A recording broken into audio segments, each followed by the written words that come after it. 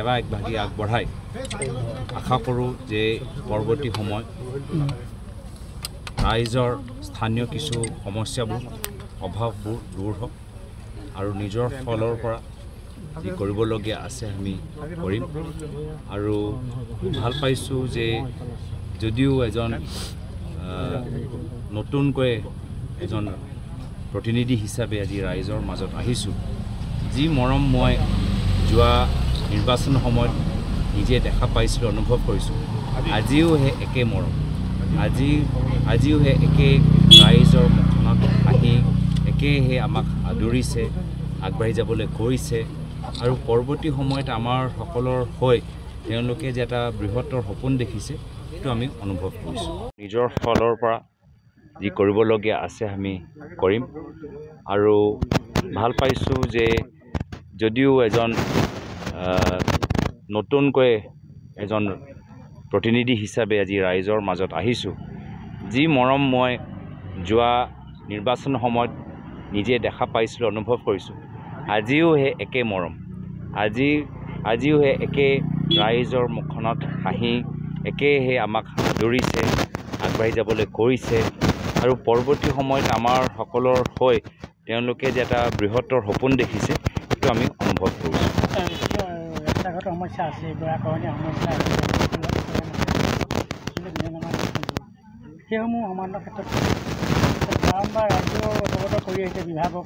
চৰকাৰ চাওক যোৱা লোকসভা নিৰ্বাচনৰ পিছত বিৰোধী দলৰ ভূমিকা আৰু গুৰুত্বপূৰ্ণ হৈছে বিৰোধী দল আৰু শক্তিশালী হৈছে আৰু বিৰোধী দল আৰু শক্তিশালী হোৱা মানে ৰাইজৰ কণ্ঠ আৰু শক্তিশালী হ'ব যিহেতু আমি নিজৰ স্বাৰ্থৰ কাৰণে নহয় ৰাইজৰ অভিযোগবোৰ দাঙি ধৰিবলৈ আমি ৰাইজৰ হৈ আমি মাত মাতি দিওঁ প্ৰধানমন্ত্ৰী মোদী ডাঙৰীয়াটো নিজৰ মনৰ কথা কয় ৰাইজৰ কথা কোনে ক'ব ৰাইজৰ কথা ৰাহুল গান্ধী ডাঙৰীয়াই ক'ব অসমৰ জনসাধাৰণৰ কথা আমাৰ কংগ্ৰেছ দলে ক'ব তো সেইকাৰণে আমাৰ বিশ্বাস যে আমি ৰাইজৰ হৈ যেতিয়া সবল আমি মাত মাতি যাম যে নিশ্চয় চৰকাৰ বাধ্যমূলক ৰাইজৰ হৈ কামখিনি কৰিব লাগিব আৰু আগৰ 10 বছৰ দৰে তেওঁলোকে আদানী আম্বানী দৰে কাৰণে কাম কৰিব নোৱাৰে বা অসমত মাত্ৰ ডাঙৰ ঠিকাদাৰৰ বাবে বা গুৱাহাটীৰ ভিতৰত বসবাস কৰা আমাৰ ধনী মানুহৰ কাৰণে চৰকাৰ আৰু কাম কৰি থাকিব নোৱাৰিব পৰৱৰ্তী সময়ত গাঁৱৰ ওপৰত চকু দিবই লাগিব তাৰ বাবে আমি চৰকাৰক বাধ্য কৰাম